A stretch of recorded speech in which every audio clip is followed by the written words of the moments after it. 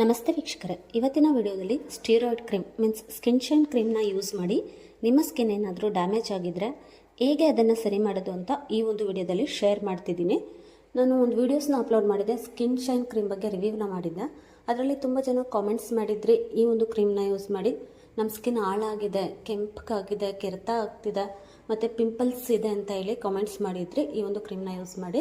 So ಅದಕ್ಕೋಸ್ಕರ ಈ ಒಂದು ವಿಡಿಯೋನ ಮಾಡ್ತಿದ್ದೀನಿ. ಎಲ್ಲನೂ ಸ್ಕಿಪ್ ಮಾಡಿದೆ ನೋಡಿ ಅಂತ ಹೇಳ್ತಾ ಈ ಒಂದು ವಿಡಿಯೋನ ಸ್ಟಾರ್ಟ್ ಮಾಡ್ತಿದ್ದೀನಿ. ಮೊದಲನೇದಾಗಿ ಬಂದು ಈ ಡ್ಯಾಮೇಜ್ ಆಗಿರುವಂಥ ಸ್ಕಿನ್ನ ಓವರ್ ನೈಟಲ್ಲಿ ಸರಿ ಮಾಡೋಕ್ಕಾಗಲ್ಲ, ಇಟ್ಸ್ ಇಂಪಾಸಿಬಲ್. ಬಟ್ ಸರಿಯಾಗಿ ಕೇರ್ ಮಾಡಿದ್ರೆ ನಿಧಾನವಾಗಿ ನಿಮ್ಮ ಸ್ಕಿನ್ ಇಂಪ್ರೂವ್ ಆಗುತ್ತೆ. ಕೆಲವೊಂದು ಸ್ಟೆಪ್ಸ್ನ ನೀವು ಫಾಲೋ ಮಾಡಬೇಕಾಗುತ್ತೆ. ಸ್ಟೆಪ್ 1 ಬಂದು ಈ ಕ್ರೀಮ್ನ ಸಡನ್ನಾಗಿ ಸ್ಟಾಪ್ ಮಾಡಿದ್ರೆ ಕೆಲವರಿಗೆ ಮುಖ ಕೆಂಪಾಗುವಂಥದ್ದು, ಕೆರೆತ ಜಾಸ್ತಿ ಆಗುವಂಥದ್ದು, ಈ ಥರದ ಸೈಡ್ ಎಫೆಕ್ಟ್ಸ್ಗಳಾಗಿರುತ್ತೆ. ಸೊ ಬೆಸ್ಟ್ ಆಪ್ಷನ್ ಏನು ಅಂತಂದರೆ ನೀವು ಡಾಕ್ಟರ್ ಗೈಡೆನ್ಸ್ ಜೊತೆ ಈ ಡ್ಯಾಮೇಜ್ನ ನೀವು ಕಡಿಮೆ ಮಾಡ್ಕೊಳ್ಬೋದು. ಸ್ಟೆಪ್ 2 ಬಂದು ಜೆಂಟಲ್ ಸ್ಕಿನ್ ಕೇರ್ನ ಸ್ಟಾರ್ಟ್ ಮಾಡಿ. ಈ ಟೈಮ್ನಲ್ಲಿ ನಿಮ್ಮ ಸ್ಕಿನ್ ತುಂಬ ಸೆನ್ಸಿಟಿವ್ ಆಗಿರುತ್ತೆ, ಅದಕ್ಕೆ ನೀವು ಮತ್ತೆ ಮೆಡಿಕೇಟೆಡ್ ಕ್ರೀಮ್ನ ಅಪ್ಲೈ ಮಾಡೋಕೆ ಹೋದರೆ ನಿಮ್ಮ ಸ್ಕಿನ್ ಇನ್ನೂ ವರ್ಸ್ಟ್ ಆಗುತ್ತೆ. ಸೊ ಹಾರ್ಡಾಗಿರುವಂಥ ಫೇಸ್ ವಾಶನ್ನೆಲ್ಲ ಯೂಸ್ ಮಾಡಿಬಿಡಿ, ಮೈಲ್ಡ್ ಆಗಿರುವಂಥ ಫೇಸ್ ವಾಶ್ನ ನೀವು ಯೂಸ್ ಮಾಡಬೇಕಾಗುತ್ತೆ. ದಿನಕ್ಕೆ 2 ಸಲ ನೀವು ಫೇಸ್ ವಾಶ್ನ ಮಾಡಬೇಕಾಗುತ್ತೆ.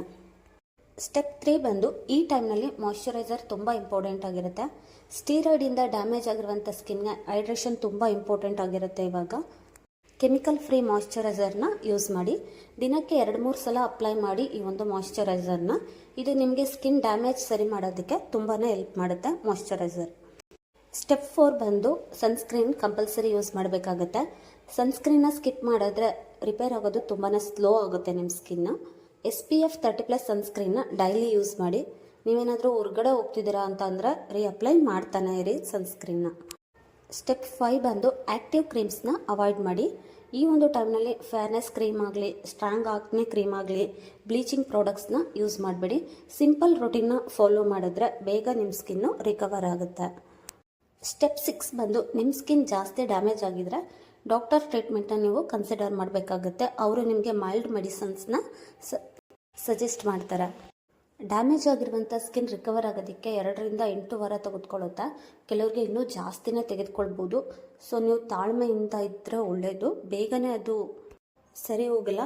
ಇದನ್ನು ಡ್ಯಾಮೇಜ್ ಸರಿ ಮಾಡೋದಕ್ಕೆ ನೀವು ಇನ್ನೊಂದು ಸ್ಟೀರಾಯ್ಡ್ ಕ್ರೀಮ್ನ ಯೂಸ್ ಮಾಡೋದಾಗಲಿ ಮತ್ತು ಮೆಡಿಕೇಟೆಡ್ ಕ್ರೀಮ್ನ ಯೂಸ್ ಮಾಡೋದಾಗಲಿ ವಿತೌಟ್ ಡಾಕ್ಟರ್ ಮಾಡೋಕ್ಕೆ ಹೋಗಬೇಡಿ.